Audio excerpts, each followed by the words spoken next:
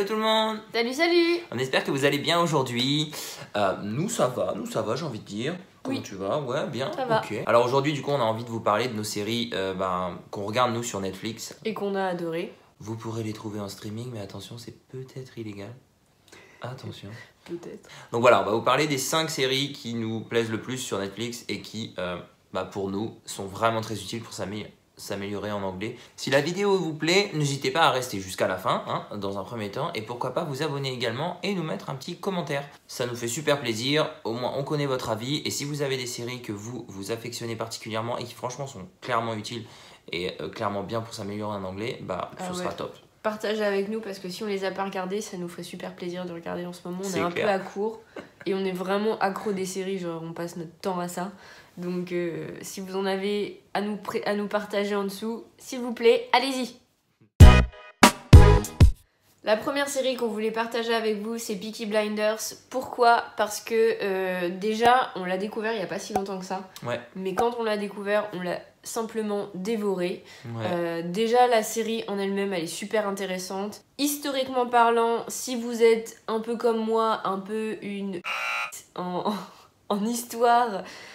franchement ça aide parce que ça reprend une partie de l'histoire que en plus franchement on n'a pas forcément vu à l'école, donc c'est hyper intéressant. Ça remet un peu les dates, l'histoire dans la tête. Pour tout vous dire, ça se passe après la Première Guerre mondiale à Birmingham et franchement c'est hyper utile de voir dans quelle merde ils étaient, quelle était un peu l'ambiance à cette époque-là, à quoi ressemblait Birmingham à cette époque-là. La série, en fait, c'est un gang de gitans installé à Birmingham, comme tu l'as dit. Et en fait, ça tourne autour de leur ascension jusqu'à le contrôle de Birmingham. Et puis, le contrôle de Londres. Et puis, on va pas vous spoiler, mais encore plus. Il y a 4 saisons, donc franchement, c'est une bonne série qui est bien fournie, où vous avez déjà beaucoup d'épisodes, vous la connaissez déjà peut-être. Et ce qui est super cool, c'est que le jeu d'acteur est vraiment bien. Ouais. Et les accents sont vraiment durs. Vous allez retrouver de l'accent londonien, de l'accent irlandais, de l'accent écossais, de l'accent russe à un certain moment dans la série, de l'accent italien à un autre moment dans la série. Parce qu'il y a l'espèce de mafia italienne aussi qui entre en jeu, mafia russe aussi. Et l'accent principal des Peaky Blinders, l'accent qui est gitan, anglais, qui est super spécial, mais qui est super, franchement c'est super cool. Franchement, il est pas difficile à comprendre cet accent-là, il est juste rigolo à écouter et on n'a pas l'habitude, donc c'est agréable d'entendre mais il est pas difficile à comprendre. Donc mettez des sous-titres au début si ça vous aide, mais les sous-titres en anglais, l'histoire de si vous en avez besoin, comme ça vous progressez quand même et franchement c'est une super série, on vous la conseille à 200%. Une autre série qu'on a dévorée clairement, Ozark, c'est vraiment une bonne série. C'est clair. Il y a pour l'instant uniquement 2 saisons, on est encore en attente de la 3e et on les a juste tués. La série se passe aux États-Unis, c'est vraiment une série autour d'un monde criminel, intrigue criminelle raffinée. En fait, ça commence sur un gang mexicain, un cartel plutôt de drogue mexicain, et en fait on apprend que quelqu'un vole de l'argent, détourne de l'argent de ce cartel, et à cause de ça, les personnages principaux doivent partir dans les Ozarks, qui est une station balnéaire. Ouais, station balnéaire, c'est des lacs aux États-Unis, et voilà, il n'y a personne là-bas, et il doit trouver un moyen de rembourser le cartel. Et autour de ça se trouve toute l'intrigue. Ouais. Mais vous retrouverez énormément d'argot américain, de langage qui est soutenu, ok, mais qui est aussi très grossier. Vous avez différents accents qui sont aussi vachement intéressants à entendre, puisque vous avez, c'est vrai, les accents mexicains. Vous avez l'accent bien américain du type qui vient de Boston. Et vous avez également des accents qui sont trop bizarres. Mais alors, horrible. Alors, je crois que c'est des accents redneck, mais franchement, ça fait un peu campagnard. On avait trop de mal. Quand ces persos-là parlaient, clairement... C'est hyper dur de comprendre. En particulier, quand il y a une personne qui parle, je crois que son prénom c'est Jacob, si je me rappelle bien. Jacob, son accent est terrible. Moi, j'ai mis les sous-titres. Voilà, je vous dis la vérité, j'ai mis les sous-titres, j'étais un peu en galère. Et j'aime tellement la série que je voulais être sûre de tout comprendre et de pas louper une miette. Donc... The Crown, c'est une super série. Moi, franchement, j'étais pas sûre d'aimer au début.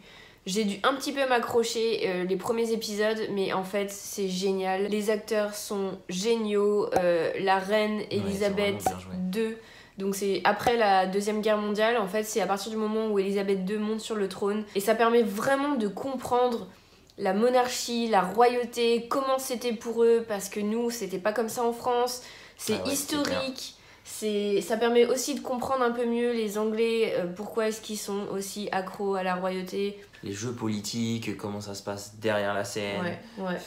La vie qu'elle avait, qui au final, c'est difficile à imaginer, mais c'est pas une vie si heureuse que ça. Enfin bon, je vais pas vous spoiler, mais historiquement, c'est génial. Les acteurs sont géniaux. Elle joue merveilleusement bien. Je crois même qu'elle avait gagné un prix ou quelque chose comme ça.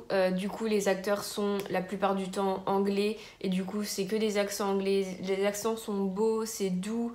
Les paroles, c'est du langage discours... très soutenu, c'est très bien parlé, et comme tu dis, l'accent purement british, londonien, il est beau quand même. Il est vraiment présent, et du coup ça permet de bien l'entendre en fait. Pour nous qui sommes à Londres, c'était vraiment bien, parce que c'est vraiment un plus. Puis c'est l'histoire du pays dans lequel on vit, tu vois aussi.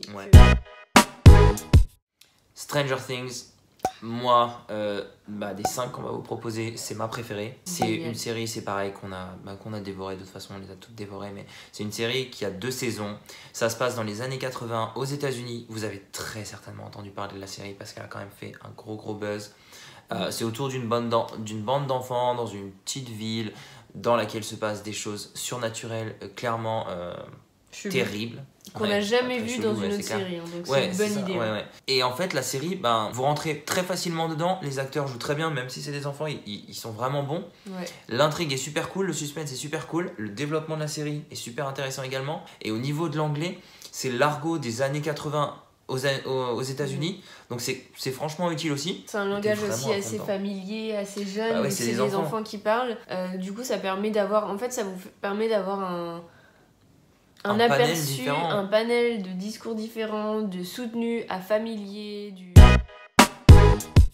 13 Reasons Why. Cette série a été très controversée, on a entendu beaucoup de choses à son sujet, mais nous, on a bien aimé. C'est une série qui changeait d'habitude, c'est une série que maintenant ça devient un petit peu la mode des séries dans ce genre-là, mais je pense que pour nous, en tout cas, ça a été la première qui parle un peu de toutes ces choses-là, du suicide, de la vie des adolescents, comment ça se passe, le harcèlement aux États-Unis. Et j'ai trouvé que c'était fait intelligemment et que ça n'incitait pas du tout au suicide, etc. Et justement, ça permettait d'éveiller un peu tout le monde sur ce sujet-là.